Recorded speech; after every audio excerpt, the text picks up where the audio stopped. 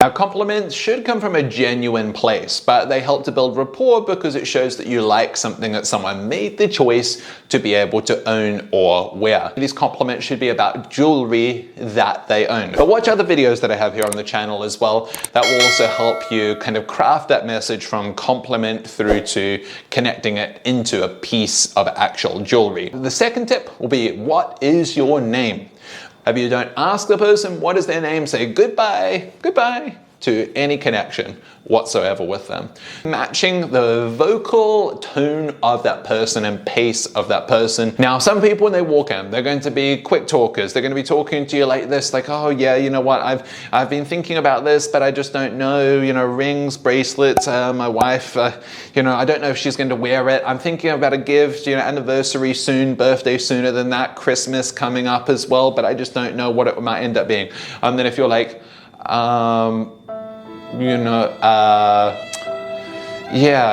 these ones here are pretty popular for gifts. If a person comes in with a high energy, you should then be also there with a high energy with them as well. If a person comes in very low and reserved and everything, then, you know, you should slow one down, relax a little bit with them though too. But don't do it to the point of mimicking them, like when you are definitely faking it. Like the person you're talking to is like this, and we're like, yeah, back and forth like this. And then your co-worker's here and they're like, oh, just move, so I need to get the case. Like, oh, okay, I'll move for you. Then, oh, okay, I got it, that's all right. Okay, now, blah, blah, blah, blah, blah, let's go like this. That would be a great example of being fake. Since you're watching this video as well, you're probably also wondering who I am. My name is Levi, and I'm a jewelry sales expert, and I've worked for many different media companies on different cruise ships throughout the Caribbean, Alaska, and Mexico, selling different luxury jewelry brands and working with different luxury jewelry retailers in the tax and duty-free market in those regions. So if you like videos like this, subscribe to the channel as well. There's a ton of videos that will definitely improve your sales. Tip number 4, which is break the pattern. Be different. Don't follow everyone else. Now, everyone else is going to be after the person comes in like, oh, well, you're looking for something today. Like, oh, have you heard of us before? Oh, something different. There's something different might be after the compliment of like, oh my God, okay, where are you from? Where's that accent from? I know I'm pretty good at picking accents, but I can't pick your one. Oh, you're from Alabama. Oh my gosh, my auntie, cousin, blah, blah, blah, lives down there as well. You know, break the pattern. And you know, it might be things like this, things that are just outside of that box. It could be in the greeting, which I'm gonna mention in one of these other steps though as well, that could help you to be different. This is the acronym to remember, WIIFM. What is in it for me? Think about what is in it for them.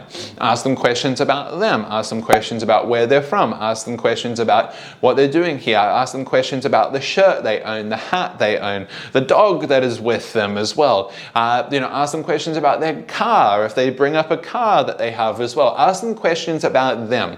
People care in a conversation about what is in it for them. They don't care about what is in it for you until you really care enough about what is in it for them. Repeat and rephrase. So Mary might say something to you like, oh, you know what? Do you have that ring but in rose gold instead? Repeat to Mary. Okay, Mary, so what I understand is you would like this ring but in 14 karat rose gold.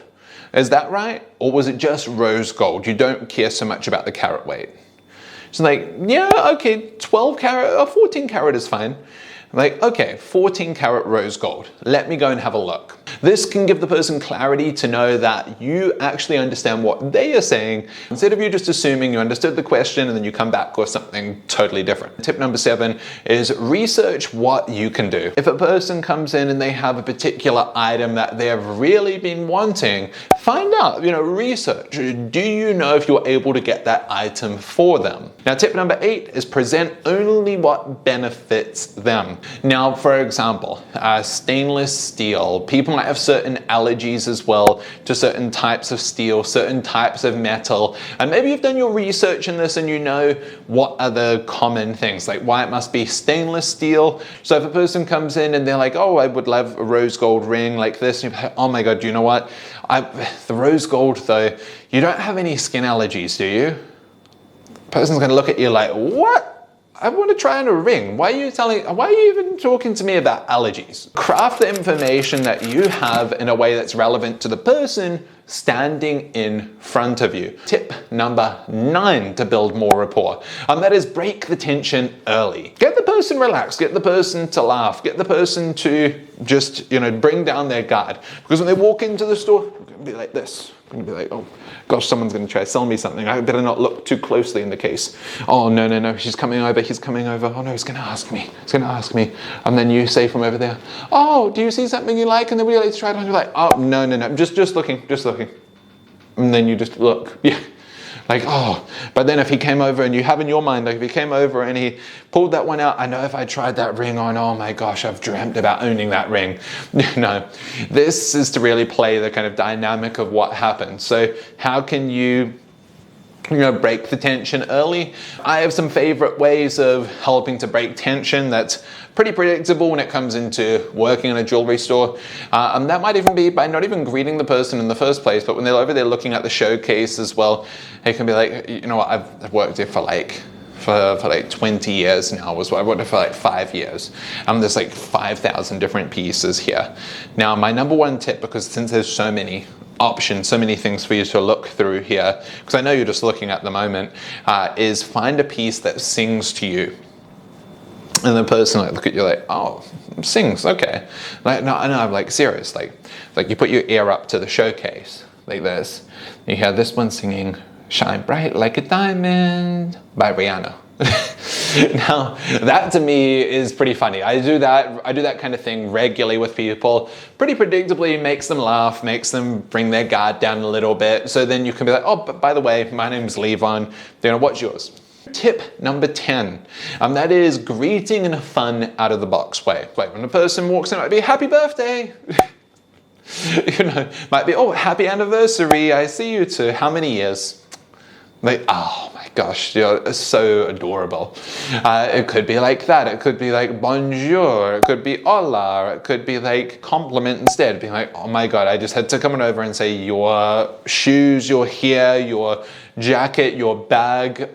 That is amazing. This allows them to separate you from everyone else. It allows them to also help to separate the store you're working in from others as well. Make sure to subscribe to the channel as well. There's so many more videos here on this channel that will help you become a better jewelry salesperson.